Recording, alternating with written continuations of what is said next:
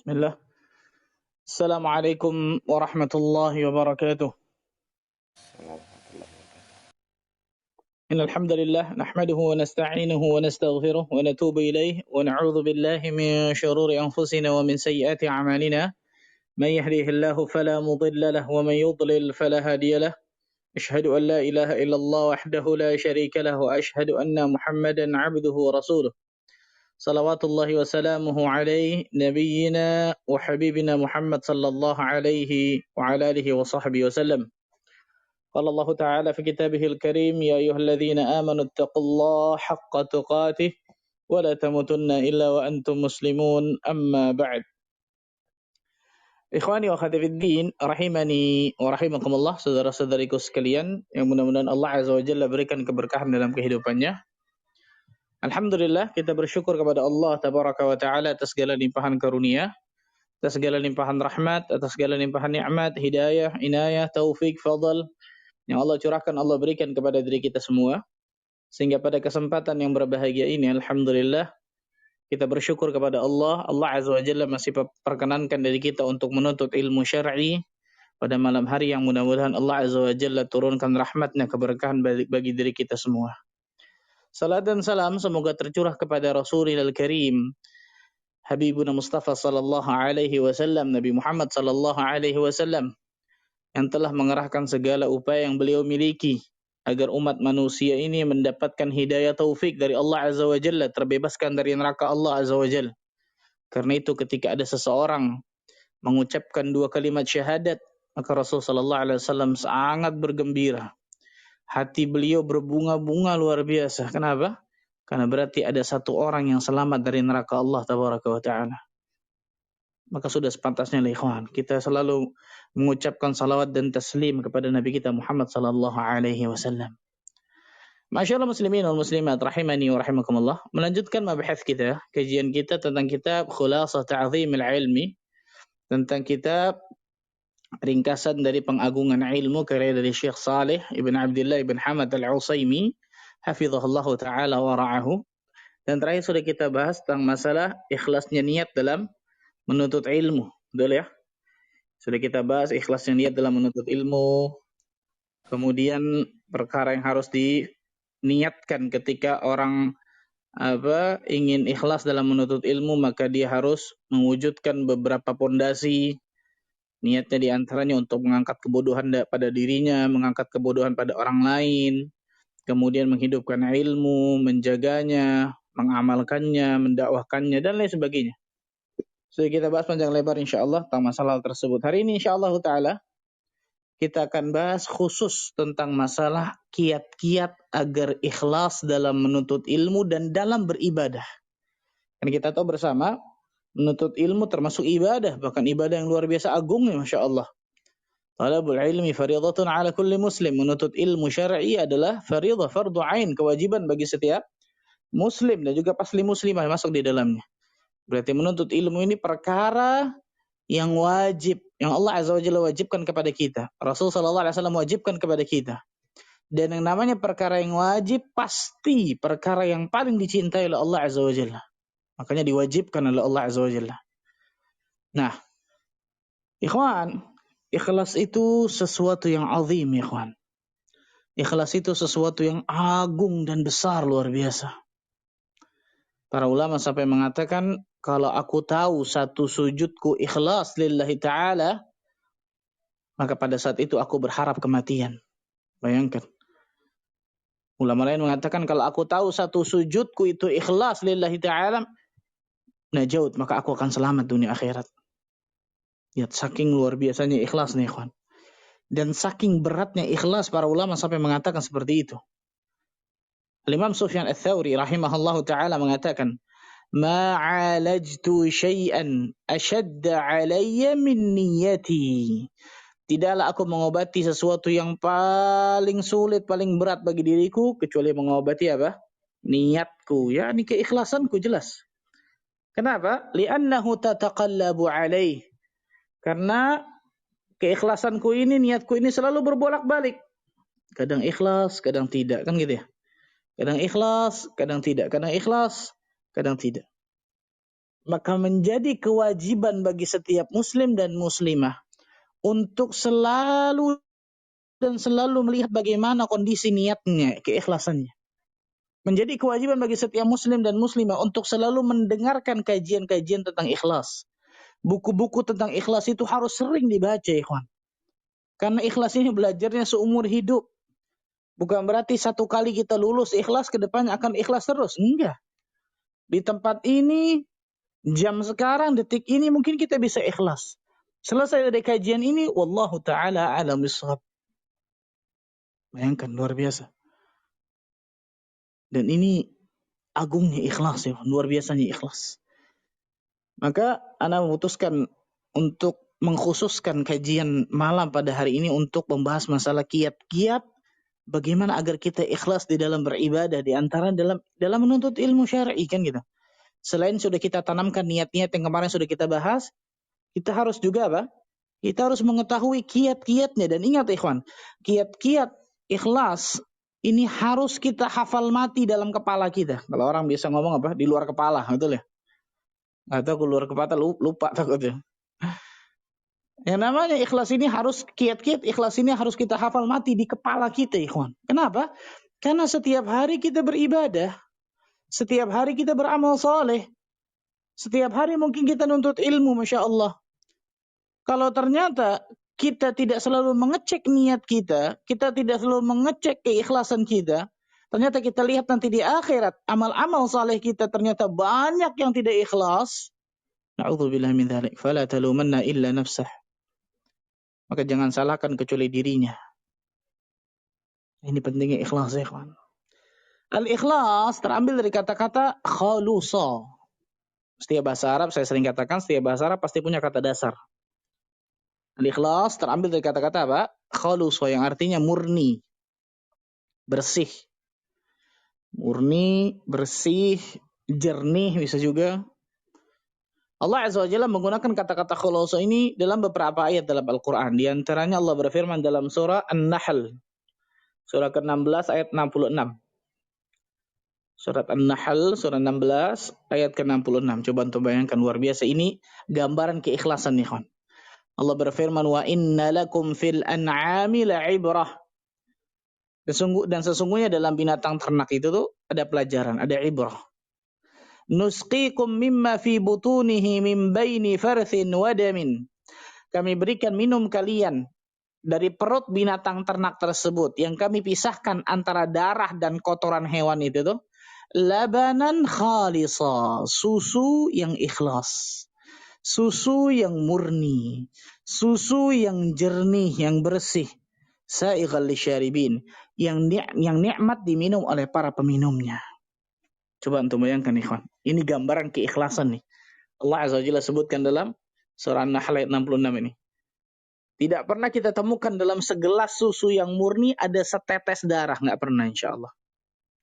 Tidak pernah kita temukan dalam segelas susu yang murni ada setitik kotoran hewan masuk di dalamnya. Nggak ada sama sekali, insya Allah.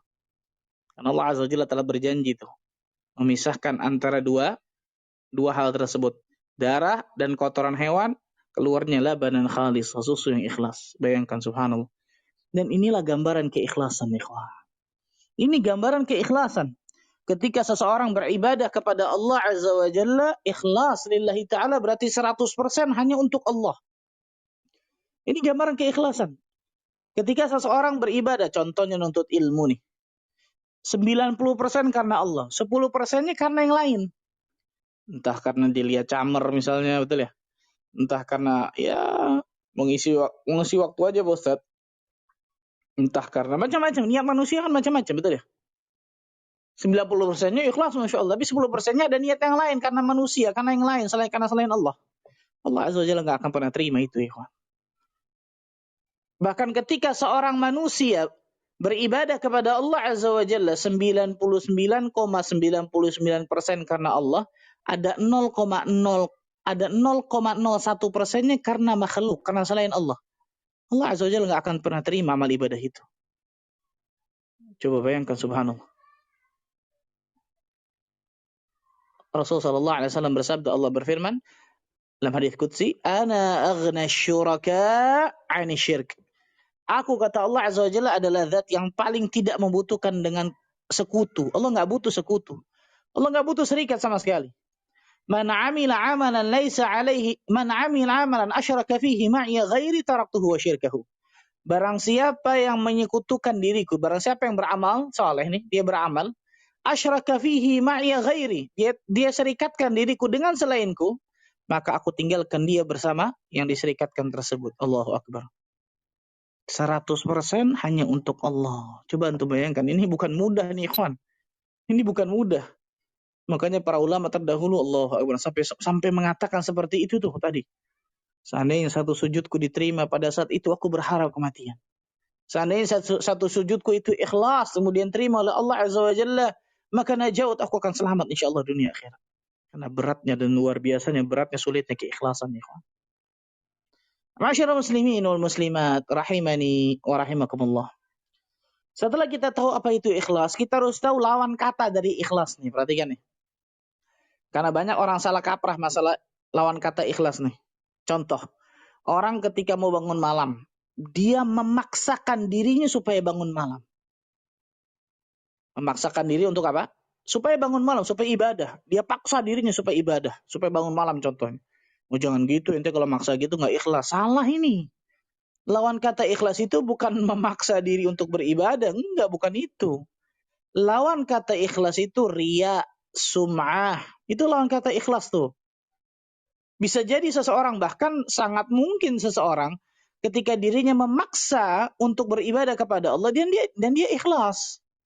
Bahkan para ulama mengatakan, kalau ibadah awalnya kita tidak memaksa, maka sampai kapanpun kita nggak akan pernah ibadah. Malam nih, ngantuk, mau tidur, betul ya? Kalau kita tidak paksa diri kita untuk bangun, melek, kemudian ambil wudhu, sholat malam, nggak akan pernah sholat malam tuh. Kalau kita tidak membiasakan diri atau tidak memaksa diri kita untuk bersedekah, pelit pasti terus tuh. Nah, perhatikan baik-baik ini. Jadi lawan kata ikhlas bukan memaksa diri untuk beribadah, bukan. Tapi lawan kata ikhlas ini riya, sum'ah. Riya terambil dari kata-kata ro'a ya ru'yah, yang artinya melihat. Apa maksudnya? Seseorang beribadah kepada Allah Azza wa Jalla agar amal ibadahnya dilihat orang. Tujuannya apa? Disanjung, dipuji, mendapatkan tempat di hati masyarakat. Kan gitu ya? Ini riya nih. Sum'ah, beda sedikit. Sami'a yasma'u. Sum'atan. Terambil dari kata-kata mendengar. Sami'a yasma'u. Seseorang beribadah kepada Allah supaya amal ibadahnya ini didengar orang.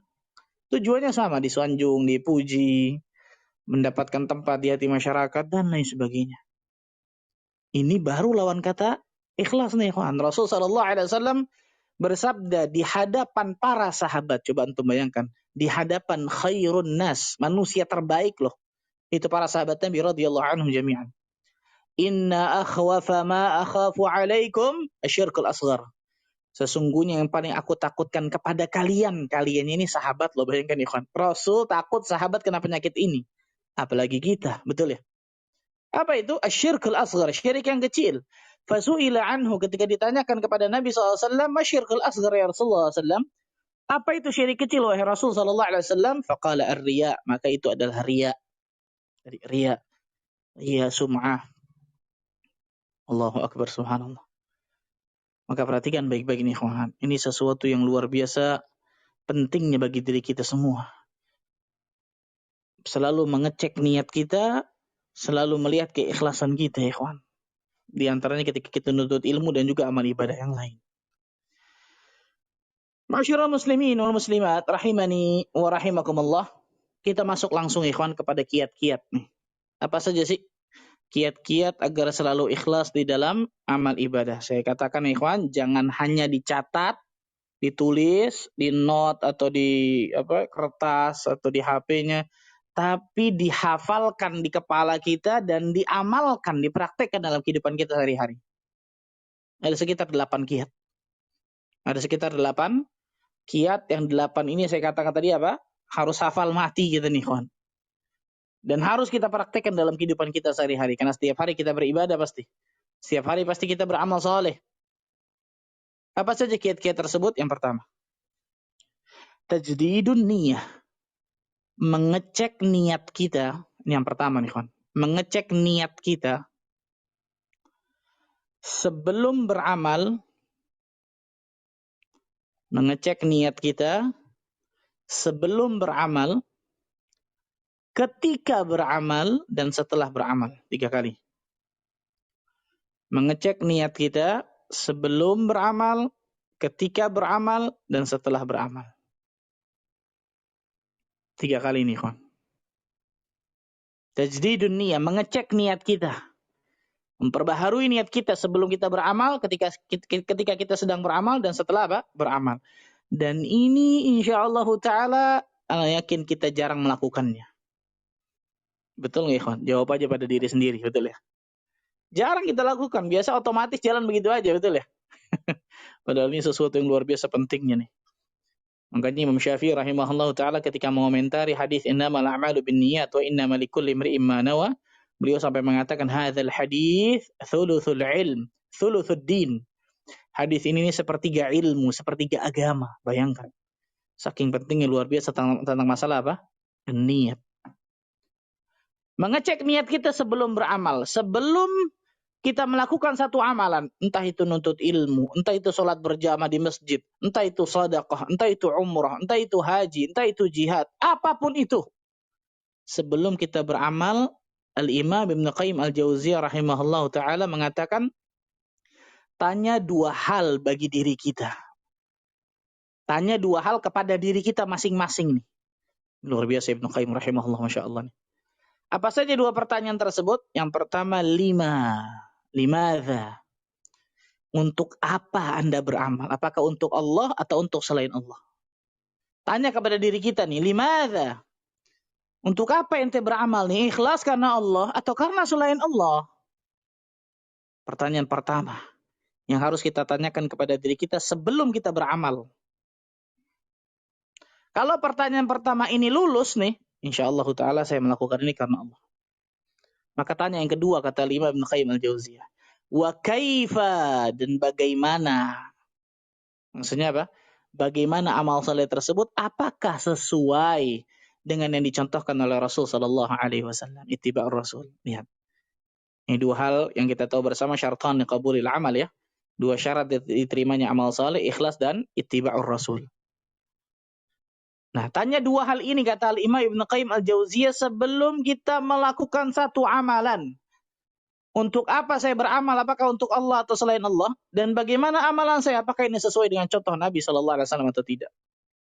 Kalau 2 pertanyaan ini lulus, bismillah beramal. Tapi kalau salah satunya saja nggak lulus, jangan pernah beramal kecuali 2-duanya lulus. Berarti kan nih. Sebelum apa? Sebelum misal sebelum antum menuntut ilmu, misal kajian offline nih, keluar ke masjid atau ke Islamic Center atau kemanapun lah.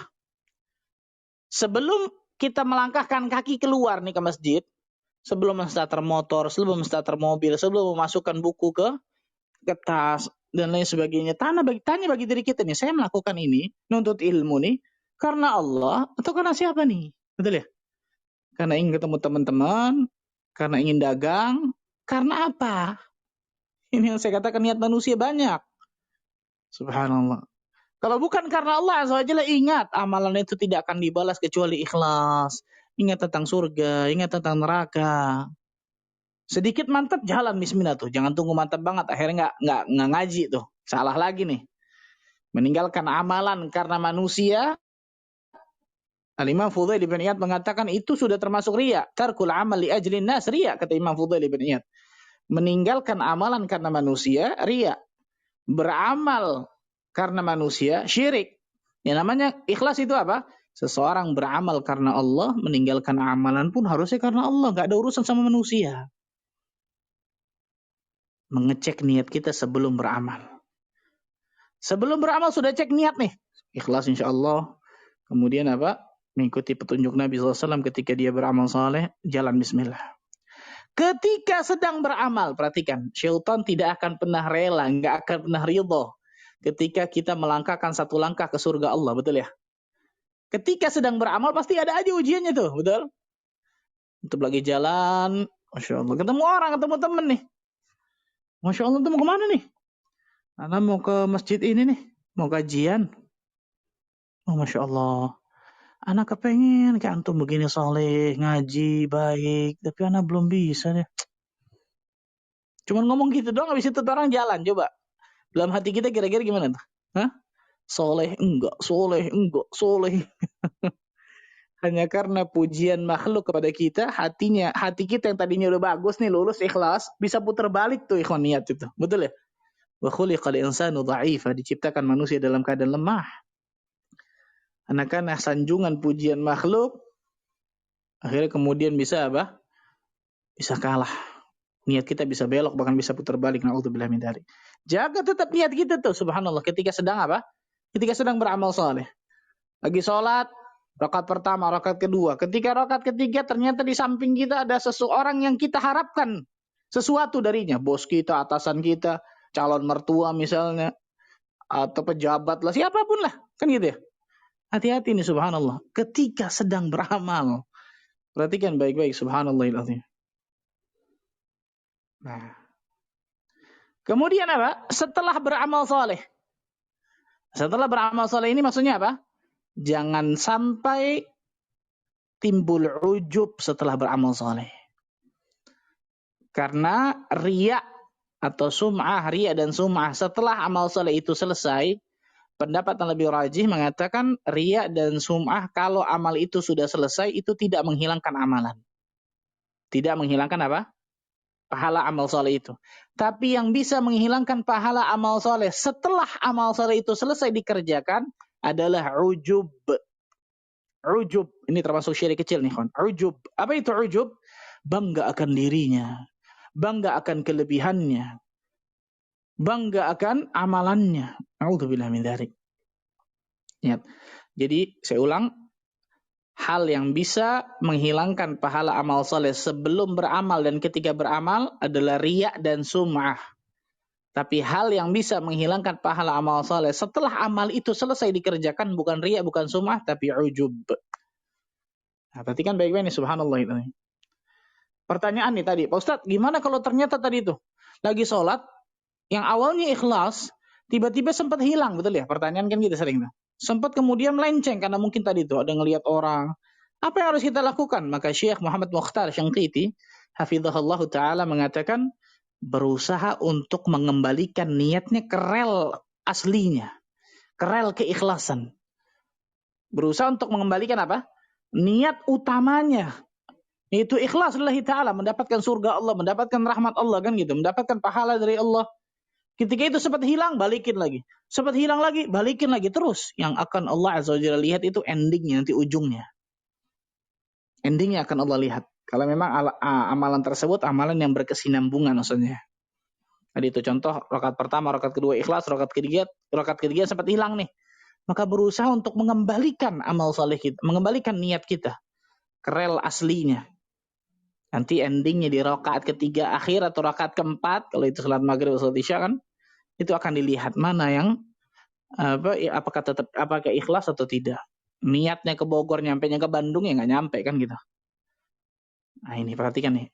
Ini yang pertama ikhwan, mengecek niat sebelum beramal, ketika beramal dan setelah beramal. Yang kedua, kiat yang kedua agar selalu ikhlas dalam amal saleh kita, menyadari bahwa manusia hanya makhluk yang lemah. Ini penting luar biasa nih ikhwan, ini masalah akidah nih. Masalah keyakinan. Menyadari bahwa manusia hanya makhluk yang dhaif, yang lemah, yang tidak bisa memberikan manfaat atau menolak madarat bagi diri kita. Ya Allah.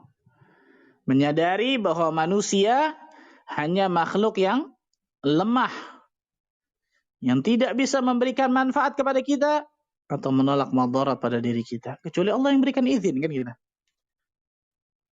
Jadi ketika misal nih dalam sholat kita tadi contoh tuh, syaitan membisikkan diri kita dalam sholat kita, wah ada fulan nih, ada camer ente nih, ada bos ente nih, ada ustadz nih, ada ini, ada ini. Langsung apa? Tepis dengan apa? Apa dia manusia sama saya, sama kayak saya kok. Saya lemah, dia juga lemah. Saya berharap sama Allah doang. Langsung tepis seperti itu, ikhwan. Rasulullah SAW mengatakan dalam sebuah hadis yang sahih dari Imam Ahmad, Allah Azza wa Jalla akan menyuruh nanti orang-orang yang riya di dunia, di akhirat, Disuruh oleh Allah untuk pergi kepada orang yang dia riakkan. Idhabu ila alladhina kuntum turauna bi'a'malikum fid dunya hal tajiduna indahum jazaa'a. Pergi kalian tuh, kata Allah Azza wa Jalla nanti di hari kiamat, pergi kalian kepada orang-orang yang kalian riakkan dulu di dunia. Orang yang riak kepada ustadznya, pergi ke ustadznya sana. Orang yang riak kepada mertuanya, pergi ke mertuanya. Orang yang riak kepada atasannya, pergi ke atasannya. Orang yang riak kepada siapapun, pergi tuh kepada manusia siapapun. Hal tajiduna indahum jazaa'a. Apakah mereka akan mendapatkan balasan? Ya Allah, hari kiamat, ikhwan, nafsi, nafsi, betul ya? Diriku dan diriku. Manusia hanya tersibukkan dengan urusannya masing-masing. Likulli imri'in minhum yawma idzin sya'nu yughni. Pada hari itu manusia akan tersibukkan dengan urusannya apa? Masing-masing. Maka tepis dengan itu, ikhwan. Dia manusia sama seperti saya. Dia nggak bisa berikan surga, nggak bisa berikan pahala. Iya, sepertinya ada gangguan teknis ya. Ahrama bisa dengar suara anak, Ahrama? Jelas, alhamdulillah Bang Zul. Oh baik ya, berarti ada kendala di Ustadz. Ya, teman-teman sekalian mohon bersabar. Ya, kita menunggu Ustadz kita kembali terhubung bersama kita. Ya baik teman-teman, kita tunggu sejenak ya. Semoga kendala ini segera diselesaikan. Yes. Baik Ustadz. Alhamdulillah. Tiba-tiba hilang gitu, Masya Allah. Iya. Oh, Ustadz. Insya Allah. Tepat Ustadz. Yang ketiga berarti kan? Iya, tadi sampai kedua pas bagian akhir sih Ustaz tadi. Menyadari manusia hanya makhluk yang lemah, tidak bisa bermanfaat kepada menurut kecuali Allah memberikan izin, terus selanjutnya setelah itu Ustaz. Kayak jauh dari itu. Nah, Baik. berarti sekarang yang ketiga, sahih? Baik, Syekh. Atau sudah Anda jelaskan yang kedua kan tadi? Bahas sebagian Ustaz. Nah. Yang kedua tadi saya katakan tadi apa? Menyadari manusia hanya apa? Makhluk yang lemah, yang tidak bisa memberikan manfaat atau menolak mudarat dalam diri kita. Makanya ketika ada bisikan syaitan untuk kemudian mengharapkan sesuatu dari manusia, langsung tepis, betul ya? Dia hanya manusia sama seperti saya. Dia nggak bisa berikan surga, nggak bisa berikan pahala, nggak bisa berikan rahmat Allah dan lain sebagainya. Ini yang kedua. Yang ketiga kata para ulama, melupakan atau tidak mengingat kembali, melupakan atau tidak mengingat kembali amalan saleh yang sudah kita kerjakan. Melupakan dan tidak mengingat kembali amalan saleh yang sudah kita apa? Kerjakan. Ini gunanya apa? Dua gunanya. Yang pertama supaya tidak timbul ujub bagi diri kita. Dan yang kedua supaya tidak mengungkit-ngungkit amal saleh kita. Dua gunanya nih. Para ulama mengatakan melupakan dan tidak mengingat-ingat kembali amal saleh yang sudah pernah kita kerjakan. Bukan berarti nggak doa, bukan berarti nggak berharap agar amal saleh kita terima, bukan itu. Tetap itu doa Rabbana taqabbal minna innaka antas samiul alim, kan gitu. Berharap agar amal saleh kita yang sudah kita kerjakan yang terima, itu jelas semua. Tapi maksud yang ketiga ini adalah supaya tidak timbul ujub di kemudian hari dan supaya tidak apa? Mengungkit-ngungkit amal saleh yang sudah kita pernah kerjakan. Perhatikan ya kawan. Apalagi kepada manusia mengungkit-ungkit ini luar biasa, Masya Allah. Allah Azza wa Jalla berfirman dalam surah Al-Baqarah 264. Al-Baqarah 264. Ya ayyuhalladzina amanu la tubtilu sadaqatikum bil manni wal adha. Wahai orang-orang yang beriman, jangan kalian batalkan, jangan kalian hilangkan pahala sedekah kalian bil manni wal adha, dengan mengungkit-ngungkit pemberian dan menyakiti hati orang. Subhanallah. Kalladzi yunfiqu malahu ria'an nas, seperti seseorang yang berinfak tapi riak karena manusia. Ya, dia berinfak tapi kemudian apa? Riak karena manusia. Wala yu'minu billahi wal yawmil akhir, dan dia tidak beriman kepada Allah dan juga hari akhir. Famathaluhu kamathali safwanin 'alaihi turab, maka perumpamannya seperti batu yang licin yang di atasnya ada tanah atau debu. Fa asabahu wabilun fatarakahu salda, kemudian Allah timpakan hujan yang lebat. Wabil itu hujan lebat luar biasa. Fatarakahu salda, maka tinggallah batu itu kemudian apa? Licin kembali. La yaqdiruna 'ala syai'in mimma kasabu, kata Allah. Mereka tidak memperoleh sesuatu apapun dari apa yang mereka kerjakan. Nggak ada sama sekali sedikit pun tuh. Wallahu la yahdil qaumal kafirin. Dan Allah Azza wa Jalla tidak memberikan petunjuk kepada orang-orang apa? Yang kafir. Allahu akbar. Ya. Allah Azza wa Jalla menggambarkan dengan gambaran yang sangat luar biasa tragisnya bagi orang-orang yang berinfak sedekah riya karena manusia. Bagi orang-orang yang berinfak kemudian tadi itu al-mannan lima a'ta disebutkan dalam hadis. Orang-orang yang suka mengungkit-ungkit pemberian orang kepada orang lain, pemberian dirinya kepada orang lain. Dan ini termasuk dosa besar ya, enggak sembarangan nih, subhanallah. Nah, maksud kita supaya apa? Ketika kita melupakan dan tidak mengingat-ingat kembali amal saleh yang sudah kita kerjakan, supaya ini nih diantaranya. Kita tidak mengungkit-ungkit amal kita. Contoh, misal. Ada seseorang yang kita bantu. Kita bantu, Masya Allah, sampai bisa kebantu orang tersebut. Dan qaddar Allah, tiba-tiba di suatu hari, kita yang butuh bantuan dia.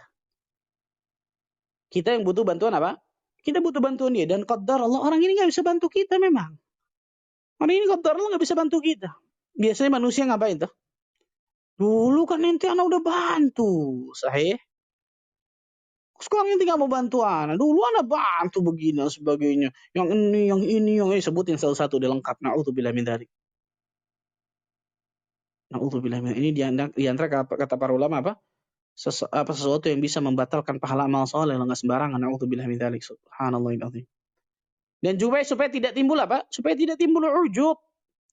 Rasul sallallahu alaihi wasallam saja, ikhwan, yang dosanya sudah diampuni yang lalu yang akan datang, yang pasti mendapatkan surga Allah Azza wa Jalla yang paling tinggi. Salat malamnya sampai kakinya pecah-pecah, sampai bengkak-bengkak. Enggak pernah merasa cukup dari amal soleh, udah cukup dapat surga deh. Enggak ada tuh. Itu bukan ciri khas seorang yang saleh kata para ulama. Itu bukan ciri khas seorang salafus saleh, bukan. Para ulama salaf enggak pernah seperti itu. Mereka selalu pasti merasa kurang dari amal soleh yang mereka kerjakan. Sehingga mereka melecutkan diri mereka untuk beribadah, beramal soleh terus luar biasa. Melupakan dan tidak mengingat kembali amal soleh yang sudah kita kerjakan. Makanya saya baca satu perkataan ulama luar biasa bagus. Kata ulama ini apa? Ada dua hal yang harus selalu kita ingat dan ada dua hal yang harus selalu kita lupakan. Dua hal yang harus selalu kita ingat. Apa itu? Kesalahan kita kepada orang lain, kebaikan orang lain kepada kita. Ini dua hal yang harus selalu kita ingat nih, kawan. Kesalahan kita kepada orang lain, kita nggak tahu orang itu maafkan, ridhoin atau tidak, betul ya? Kebaikan orang kepada kita, sehingga kita nanti ke depannya bisa bantu orang itu, bisa berikan kebaikan kepada orang itu, kan gitu. Islam mengajarkan ketika kita dibantu oleh orang lain, balas dengan kebaikan pula, kan gitu. Dan dua hal yang harus selalu kita apa? Lupakan. Apa itu? Kebaikan kita kepada orang lain dan kesalahan orang lain kepada kita. Berat nih, betul ya? Kebaikan kita kepada orang, udah lupain, jangan pakai diingat-ingat lagi, betul ya? Kesalahan orang kepada kita, lupakan. Susah Pak Ustaz. Iya, makanya dapat surga itu susah, nggak gampang. Allahumma subhanallah. Ini kiat yang ketiga, ya kawan. Kiat yang keempat.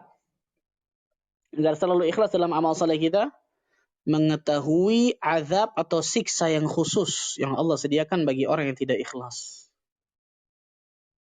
Mengetahui azab atau siksa yang khusus yang Allah Azza wa Jalla sediakan bagi orang-orang yang tidak ikhlas ketika dia beribadah kepada Allah. Untuk ilmu nggak ikhlas, ini nggak ikhlas, ini nggak ikhlas. Azabnya, siksanya khusus, bayangkan. Hadis yang sahih riwayat Imam Muslim, ikhwan. Hadis yang luar biasa mengerikan ini. Yang ketika Abu Hurairah radhiyallahu anhu ingin meriwayatkan hadis ini, ingin baca hadis ini, beliau pingsan. Terjaga lagi, mau riwayatkan hadis ini lagi, pingsan. Mau sampaikan hadis ini, pingsan. Bayangkan, saking takutnya dengan hadis ini. Rasulullah sallallahu alaihi wasallam mengatakan, awwalu yuqda yaumal qiyamati rajulun ustushhid. Orang yang pertama diadili di hari kiamat adalah orang yang mati syahid. Orang mati apa? Syahid. Berjuang di jalan Allah, medan jihad luar biasa. Fa'arrafa ni'amahu fa'arrafaha. Kemudian Allah Azza wa Jalla menyebutkan nikmat-nikmat yang Allah sebutkan kepada dirinya. Dia mengakuinya. Betul ya Allah itu darimu. Betul ya Allah itu darimu. Maka Allah kemudian bertanya kepada orang ini. Wa ma'amilta fiha ya fulan. Untuk apa engkau berbuat semua itu? Untuk apa ya fulan? Maka dirinya mengatakan, fika ya Allah. Karenamu ya Allah ikhlas. Maka Allah katakan, kadzabta, bohong, dusta engkau. Engkau melakukan itu semua liuqal annaka jari, agar manusia menganggapmu pahlawan, namamu dikenang, orang hebat, betul ya. Faqad qil, dan engkau telah dapatkan itu di dunia. Perhatikan di sini. Para ulama mengatakan apa? Terkadang Allah Azza wa Jalla mengabulkan permohonan orang-orang yang riya di dunia. Di dunia nih, dia mau apa? Tenar namanya, diulu-ulukan orang, dia dapatkan di dunia tuh. Faqad qil, kata Nabi SAW. Dia dapatkan itu di dunia.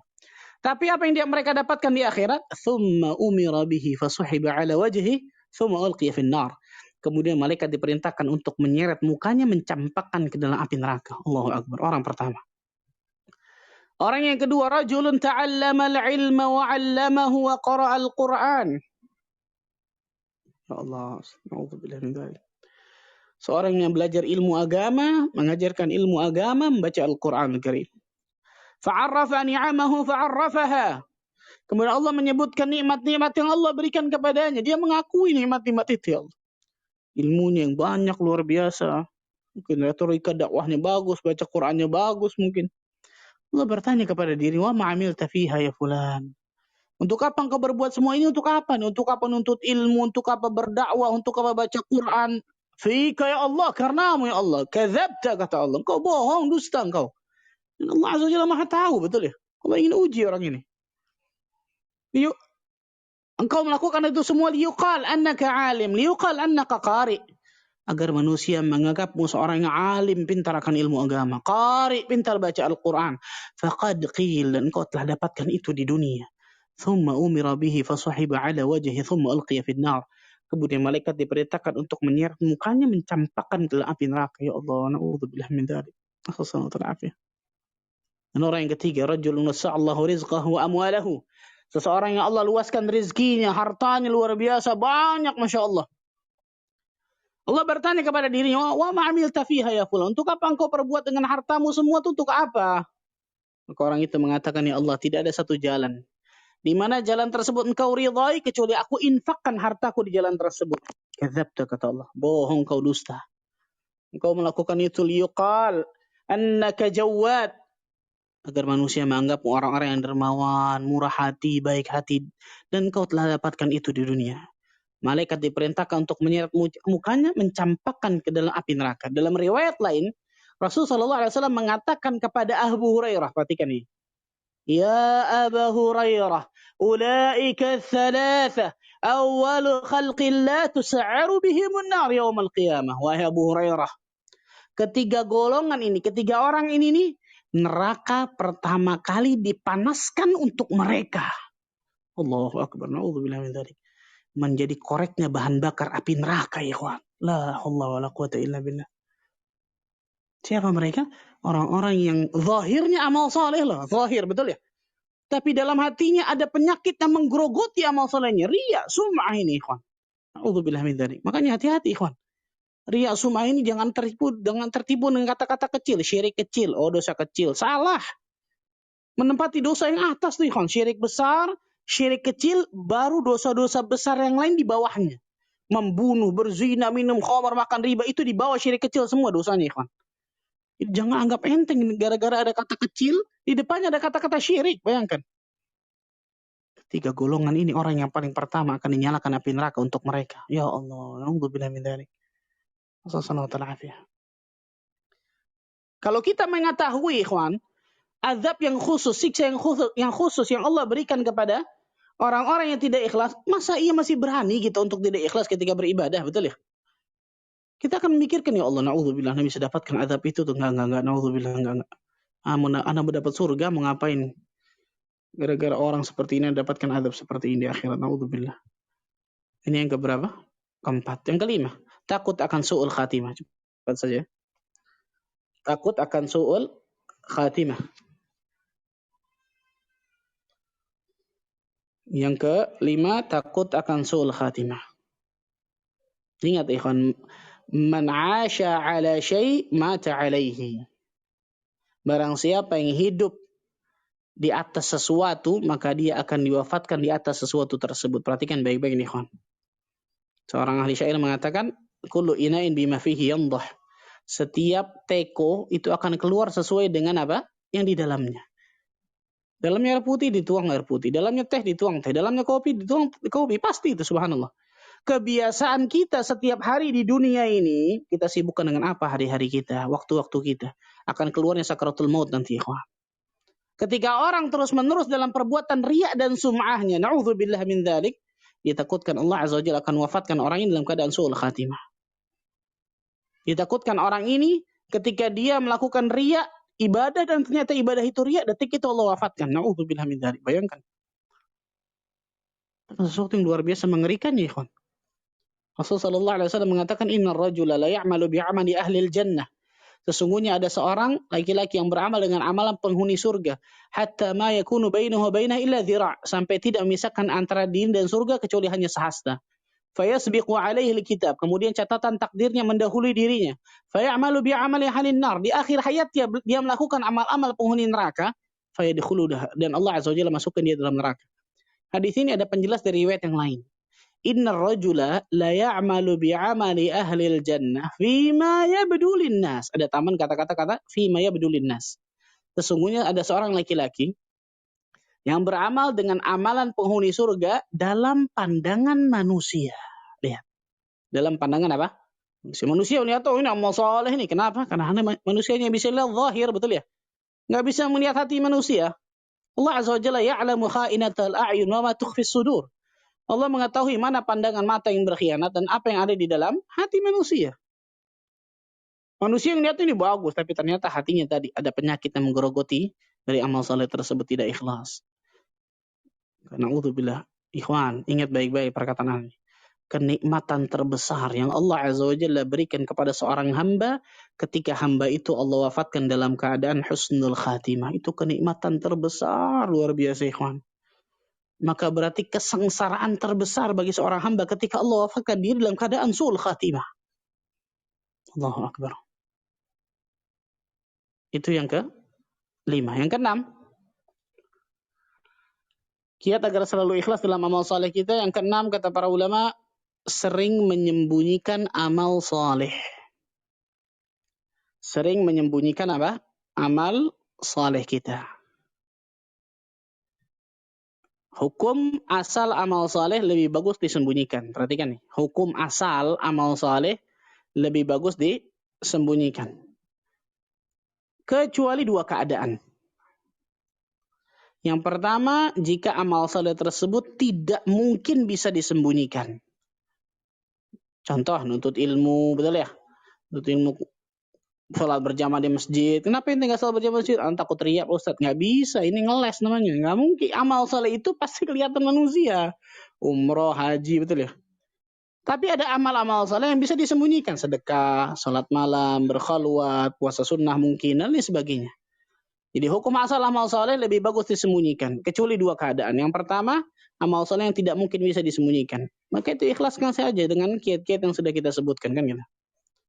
Yang kedua, jika kita yakin kita bisa menjadi pelopor. Jika kita yakin kita bisa menjadi pelopor atau pencetus sehingga orang lain mengikuti amal saleh kita. Sehingga orang lain mengikuti amalan kita. Maka Imam Nawawi rahimahullah ta'ala mengatakan ini lebih bagus ditampakkan agar kita mendapatkan pahala orang yang mengikuti kita tanpa dikurangi sedikit pun. Man dalla ala khairin falahu mithlu ajri fa'ilih. Barang siapa yang menunjukkan kepada kebaikan maka dia akan mendapatkan pahala orang yang mengikutinya. Tapi hukum asal amal saleh lebih bagus apa? Disembunyikan. Perhatikan ya. Rasul sallallahu alaihi wasallam mengatakan innallaha yuhibbul 'abda at-taqiyyal ghaniyal khafiyya. Rawahu Muslim. Sesungguhnya Allah Azza wa Jalla mencintai seorang hamba yang bertakwa kepada Allah dan juga yang kaya hati maksudnya, dan juga al-khafi. Apa itu al-khafi? Di antara tafsirannya adalah orang-orang yang sering menyembunyikan amal salehnya. Kalau kita lihat ikhwan, para salafus saleh terkenal dengan satu ini, ikhwan. Amal yang mereka sembunyikan itu bisa jadi mungkin lebih banyak daripada amal yang mereka tampakkan. Beda sama kita, betul ya? Amal yang kita tampakkan berkoar-koar luar biasa. Baru sedekah 1 juta sekecamatan, tahu kali, subhanallah. Atau media sosial nih. Media sosial terkadang jadi apa? Jadi penyakit nih, kawan. Perhatikan baik-baik nih. Tadi malam lagi sholat tahajud, udaranya enak. Gitu. Ini nulis begitu mau apa, betul ya? Mau apa coba, subhanallah? Atau nulis apa lagi tuh? Tadi bisa dekah, hati tenang. Ya salam, Masya Allah. Hati-hati, ikhwan. Ya Allah. Niat kita mau apa seperti itu? Walaupun awalnya mungkin nggak ada niat untuk pamer, nggak ada niat untuk riak kepada manusia. Akhirnya orang baca, orang muji kita, betul ya? Pujian manusia itu apa? Pujian tersendiri. Pujian sama dengan ujian. Pujian manusia kepada kita ketika kita beribadah, itu ujian tersendiri yang Allah berikan kepada kita. Lulus nggak kita? Berapa banyak ketika orang memuji kita, tadi tuh. Makan pujian. Yang tadi ikhlas, hilang keikhlasan kita gara-gara dipuji orang. Abu Bakar Siddiq radhiyallahu ta'ala anhu, juga para ulama salaf terdahulu ketika dipuji orang, doa sama Allah. Apa doanya? Allahumma la tu'akhidni bima yaqulun. Ya Allah, jangan azab diriku dari apa yang mereka katakan kepadaku. Waghfir li ma la ya'lamun, dan ampuni diriku dari apa yang mereka tidak ketahui, ya Allah. Waj'alni khairam mimma yadhunnun, dan jadikan diriku lebih baik dari apa yang mereka persangkakan kepadaku. Allahu Akbar. Jadi bukan gayung bersambut. Ketika orang muji, ya kurang pujian ente, tambah, coba tambah. Salah. Ya. Dan kalau kita baca bagaimana para ulama terdahulu menyembunyikan amal soleh mereka, luar biasa, Masya Allah. Luar biasa, Masya Allah. Itu yang ke-6, betul ya. Yang ke-7, mengetahui fawaidul ikhlas. Mengetahui fawaidul ikhlas atau fadailul ikhlas. Mengetahui keutamaan-keutamaan atau faedah-faedah yang akan didapatkan ketika kita ikhlas lillahi ta'ala dalam amal saleh kita. Itu ada banyak dan pembahasan tersendiri luar biasa. Ada puluhan. Ada puluhan fawaidul ikhlas. Kalau kita ikhlas, kita akan dapatkan 1, 2, 3, 4, 5, 10, 20, 100. Bayangkan. Tapi kalau kita tidak ikhlas, satu pun fawaidul ikhlas tersebut nggak ada yang kita dapatkan. Sebaliknya, azab yang khusus, siksa yang khusus akan menanti diri kita nanti di akhirat. Na'udzubillah min dzalik. Yang ke-7, mengetahui tentang fawaidul ikhlas atau fadailul ikhlas untuk memotivasi diri kita untuk selalu berusaha ikhlas. Dan yang terakhir, yang ke-8, berdoa pada Allah. Karena tanpa bantuan Allah yang mustahil, nggak mungkin kita bisa ikhlas, ya kawan. Berdoa kepada Allah Azza wa Jalla. Rasul sallallahu alaihi wasallam mengajarkan kepada kita doa nih, kawan. Antum harus hafal doa ini, diperhatikan nih. Rasul mengatakan kepada para sahabat yang namanya syirkul khafi, syirik yang tersembunyi itu seperti langkah semut yang hitam di batu yang kelam di malam di batu yang hitam di malam yang kelam. Bayangkan. Sahabat kan, ya Rasulullah, kalau gitu gimana kita bisa selamat dari syirkul khafi itu tuh? Rasul mengajarkan doa ini. Allahumma inna na'udzubika min an nusyrika bika syai'an na'lamuhu wa nastaghfiruka lima la na'lamuhu. Ya Allah, kami berlindung kepadamu ya Allah dari perbuatan syirik yang kami tahu ini perbuatan syirik. Dan kami minta ampun kepadamu ya Allah dari perbuatan syirik yang kami enggak tahu ternyata ini perbuatan kesyirikan. Nah, ada di doa Wirid Yazid, ada di Isnul Muslim, Syekh Sa'id bin Ali bin Wafal Qahtani, ada di Al-Adhkar Imam Nawawi. Silakan dibaca buku-buku zikirnya. Atau doanya Umar bin Khattab radhiyallahu anhu. Dalam Majmu' Fatawa Syekh Al-Islam Ibn Taimiyah, Umar berdoa apa? Allahumma ja'al amali kullahu salihah. Ya Allah, jadikan seluruh amalku amal yang saleh. Waj'alhu liwajhika khalisah. Dan jadikan amalku itu seluruhnya ikhlas mengharapkan wajahmu ya Allah. Wala taj'al li ahadin fihi syai'a, dan jangan jadikan sedikit pun dari amalku selain untukmu, selain dari dirimu ya Allah. Bayangkan Umar bin Khattab radhiyallahu anhu. Dan doa-doa yang lainnya, ya Allah, jadikan hamba orang yang ikhlas, hamba berlindung dari sum'ah, riya, ujub, dan juga syirik kecil yang lain. Silakan. Allahumma ja'alni min ibadikal mukhlasin, dan lain sebagainya. Berdoa pada Allah, karena tanpa bantuan Allah mustahil kita bisa ikhlas, ikhwan, mustahil. Nah, kalau seseorang sudah mengetahui apa itu ikhlas, apa itu riya, apa itu sum'ah, dan sebagainya, sudah mengetahui kiat-kiatnya, mungkin sesekali pernah timbul dalam hatinya kemudian riya, dan itu mungkin tanpa dia sadari, maka mudah-mudahan la yukallifullahu nafsan illa usaha. Allah Azza wa Jalla tidak akan membebani seseorang kecuali batas kemampuan dirinya, subhanallah. Nah, tapi kalau orang itu nggak tahu apa itu ikhlas, apa kiat-kiatnya, apa itu riya dan lain sebagainya, ternyata dilihat nanti di hari kiamat ternyata luar biasa amalannya, banyak luar biasa yang riya, Allah jadikan haba'an manthura, seperti debu yang berterbangan, ya kawan. Nyeselnya itu luar biasa nanti. Makanya di antara nama-nama hari kiamat itu kan Yaumul Hasrah, hari penyesalan. Ya Allah, na'udzubillah min dzalik. Ini mungkin yang saya bisa sampaikan ya.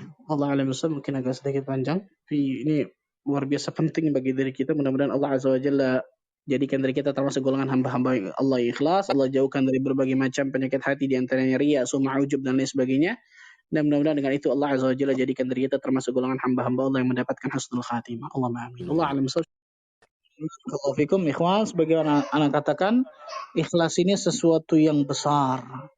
Ikhlas ini sesuatu yang agung, bahkan menjadikan sesuatu yang mungkin di kepala manusia mustahil bisa jadi mungkin dengan ikhlas ini. Bayangkan Imam Nawawi rahimahullah ta'ala di abad ke-7. Abad ke-7 atau abad ke-8, Masya Allah. Menulis kitab sampai detik ini kita ketahui. Itu ratusan tahun yang lalu, bayangkan. Ratusan tahun yang lalu, bahkan ada ulama ribuan tahun yang lalu masih sampai kepada kita ilmunya. Para ulama tidak mengatakan tidak lain tidak bukan karena apa? Sidqun niyyah wa ikhlasuhu, karena jujurnya niat mereka dan keikhlasan mereka. Tambah jujur niat mereka, tambah ikhlas niat mereka, keikhlasan mereka, maka tambah Allah Azza wa Jalla akan berikan luar biasa. Maka berusahalah ya ikhwan. Berusahalah untuk terus menerus untuk belajar agar diri kita agar selalu ikhlas. Enggak ada cerita lulus dan lulus terus. Lulus sekali alhamdulillah. Tapi tidak ada jaminan akan lulus terus. Setelah lulus sekali itu akan lulus terus, nggak ada jaminan sama sekali. Maka berusahalah dengan sekuat tenaga agar menjadikan seluruh amal kita amal yang saleh. Jalankan kiat-kiat tersebut. Jangan lupa untuk kemudian bergantung kepada Allah, minta pertolongan kepada Allah. Maka dengan itu mudah-mudahan Allah Azza wa Jalla berikan yang terbaik bagi kehidupan kita. Wallahu a'lam bishawab. Mudah-mudahan Allah Azza wa Jalla berkahi pertemuan kita. Mudah-mudahan Allah Azza wa Jalla jadikan diri kita termasuk golongan hamba-hamba Allah yang selalu Allah berikan hidayah taufik bagi diri kita untuk meniti siratal mustaqim. Sampai nantinya Allah Azza wa Jalla wafatkan kita dalam keadaan husnul khatimah. Subhanakallah bihamdika, asyhadu an la ilaha illa anta, astaghfiruka wa atubu ilaik. Wassalamualaikum warahmatullahi